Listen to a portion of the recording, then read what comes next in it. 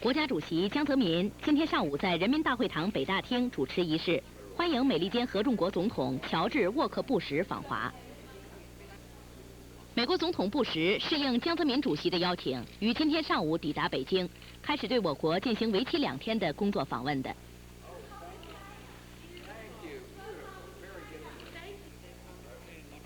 江泽民主席的夫人王冶平，国务院副总理钱其琛，全国人大常委会副委员长周光召，全国政协副主席叶选平，民建中央主席程思威，外交部长唐家璇，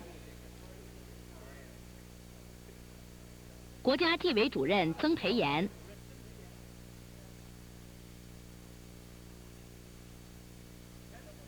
财政部长向怀成，外经贸部部长石广生，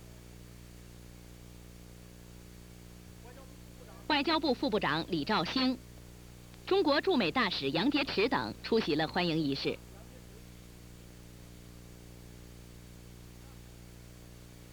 陪同布什总统访华的有布什总统的夫人劳拉、美国驻华大使雷德、国务卿鲍威尔、白宫办公厅主任卡德、总统国家安全事务助理赖斯等。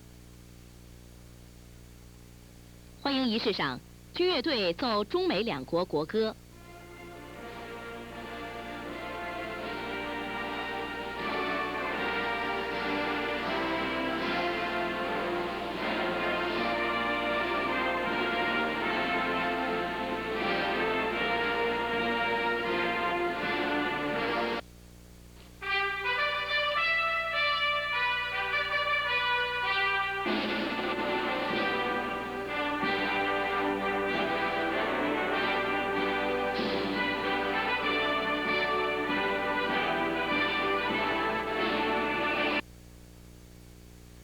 美利坚合众国位于北美洲中部，东临大西洋，西濒太平洋。所属阿拉斯加州位于北美洲西北部，夏威夷州位于中太平洋北部，总面积9372600多平方公里，首都华盛顿。欢迎仪式上，江泽民主席陪同布什总统检阅了中国人民解放军3军仪仗队。国家主席江泽民今天上午在人民大会堂与美国总统布什先后举行了小范围和大范围会谈，双方就中美关系和重大的国际及地区问题深入地交换了意见，达成了广泛而重要的共识。会谈是积极的、建设性的和富有成果的。江泽民首先对布什访华表示热烈欢迎。他说：“4个月前我们在上海进行了很好的会晤。今天重逢，格外高兴。我们在上海会晤时达成一个重要共识，这就是中美共同努力发展建设性合作关系。4个月来，双方在各个领域的对话与合作有了新的进展，2国关系的发展势头是好的。对此，中美2国人民高兴，世界人民也高兴。”布什说：“非常高兴携夫人来中国进行访问，亲眼目睹中国的巨大变化。由衷感谢中国人民给予的热情款待。我4个月来2次来中国访问，这次看到北京的巨大变化，印象十分深刻。”布什再次感谢中国人民在911事件后对美国人民所表示的慰问及对反恐斗争的支持。下面我还愿意就刚才美国记者在向布什总统提问题的时候，就便也问我的一些问题，我想要做点回答。我认为第一个就是关于您刚才讲到的天主教的，不是有一些人被关押或者，那么这一点呢，我想要说明一下，就是中国从建国以来的宪法，所有的宪法都规定宗教信仰是有自由的。这个宗教，我想我们中国的宗教还有很多的，比如说有天主教，有耶稣教。有这个，耶稣教，因为这里面有 Catholic， 有这个，我就不去详细去分了啊。那么有穆斯林、伊斯兰教，还有中国的一种教叫道教，道义人。那么这许多信教，宪法都规定都有自由。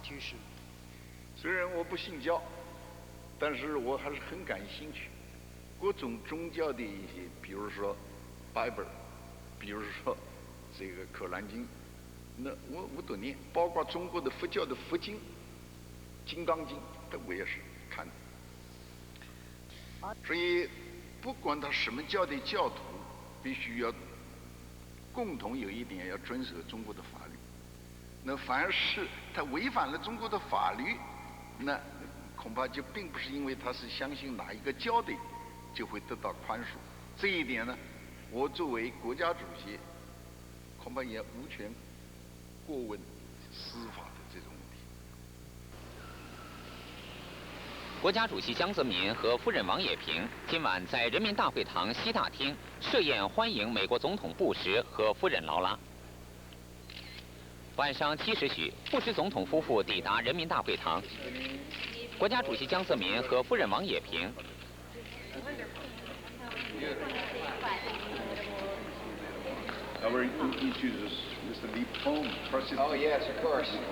全国人大常委会委员长李鹏。这些主席，全国政协主席李瑞环等与他们亲切握手，表示欢迎。钱其琛、周光召、叶选平、程思威等出席了欢迎晚宴。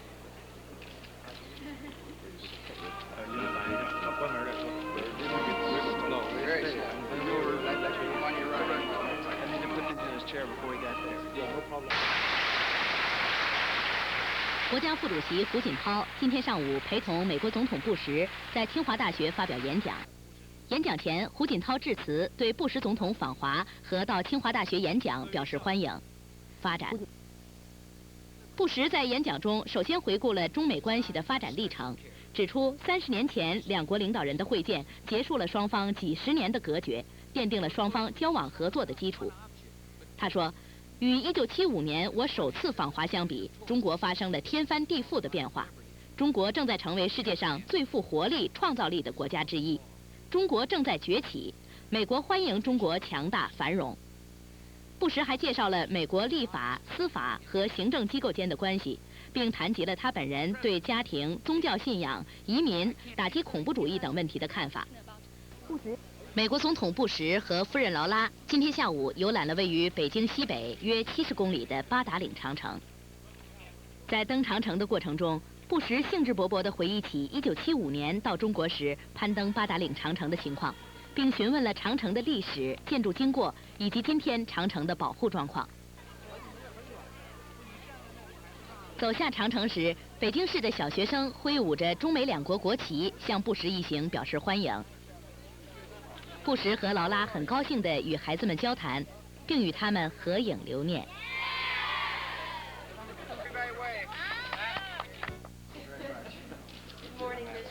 国家主席江泽民和夫人王冶平今天中午在中南海瀛台与来访的美国总统布什和夫人劳拉共进午宴并话别。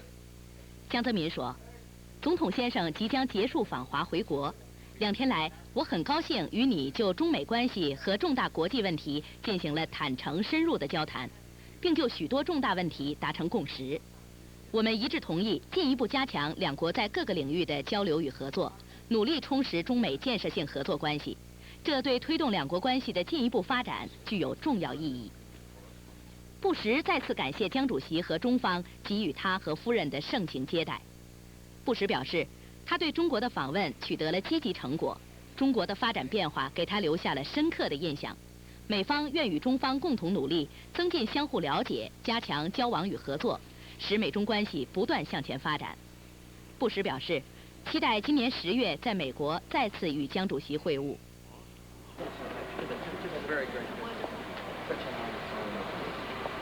Thank you, Mr. President. Wonderful.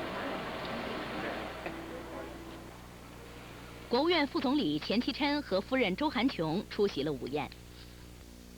中国和美国在当今世界上的特有地位是其他一些国家难以取代的。回溯30年来，中美关系经历了80年代的准战略伙伴时期、90年代前半期的冷对抗时期，以及近年来的相对稳定发展时期。期间，双边关系跌宕起伏，矛盾与共识交织，对抗与妥协并存，双方不断寻找与探索相互都可以接受的战略定位。1972年2月21号的北京，毛泽东主席和尼克松总统这两位历史巨人的手紧紧握在了一起，长达1分多钟。这象征着自1946年起，中美双方一直持续的敌对关系的最终结束。毛泽东与尼克松进行了长达1个多小时的会谈，尼克松还同周恩来总理进行了6次会谈。尼克松访华结束的时候，中美两国在上海发表了联合公报，就是《上海公报》。1979年1月1号，中美两国正式建立外交关系。在此前发表的建交公报中，美国政府宣布承认中华人民共和国为中国唯一合法政府，并终止同台湾的所谓外交关系。中美建交20多天后，当时担任副总理的邓小平应卡特总统的邀请，正式访美，并进行深入坦诚的会谈。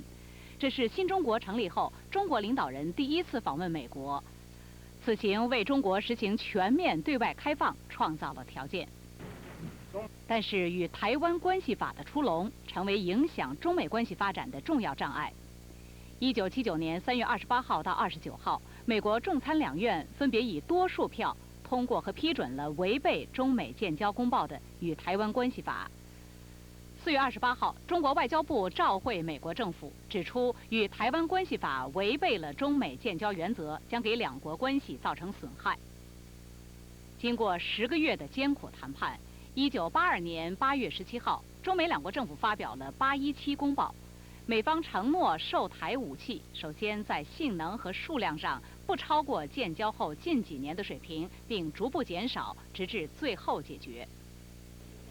1989年夏，中美关系发生了重大的历史性转折，两国关系的密切与合作局面暂告终结。美国以中国出现政治风波为由，干涉中国内政，发起了对中国几乎全面的制裁。1995年上半年，中美关系再度遇到麻烦，美国方面允许李登辉访美，中美关系下降到自建交以来的最低点。1997年10月，江泽民主席应克林顿总统的邀请，对美国进行了第1次访问。两国元首举行了深入的会谈，发表了指导双边关系的历史性文件《中美联合声明》，确认两国共同致力于建立面向21世纪的建设性战略伙伴关系，从而将起伏不定的双边关系逐渐纳入到相对稳定的发展轨道上来。1998年6月，克林顿访问中国，他是继尼克松、福特、里根和布什之后第5位在任总统正式访华。访问期间，两国元首达成了广泛而重要的共识。6月30号，克林顿总统公开承诺，美国不支持2个中国和一中一台，不支持台湾独立，不支持台湾加入联合国和以主权国家身份参加的国际组织。1999年5月8号，发生了美国导弹袭击中国驻南斯拉夫大使馆事件，中国政府提出最强烈的抗议，美国政府公开道歉并作出赔偿。2001年，中美关系极不寻常。4月初发生了中美撞击事件，中美关系历经一段波折，下半年逐步得到改善。911之后，反恐为中美合作提供了新的契机。10月份上海 APEC 会议期间，中美首脑进行了会晤，中美关系回到了正常发展的轨道，并且出现积极的发展势头。两国元首就共同努力发展中美建设性关系达成共识，为两国关系的未来发展确立了方向。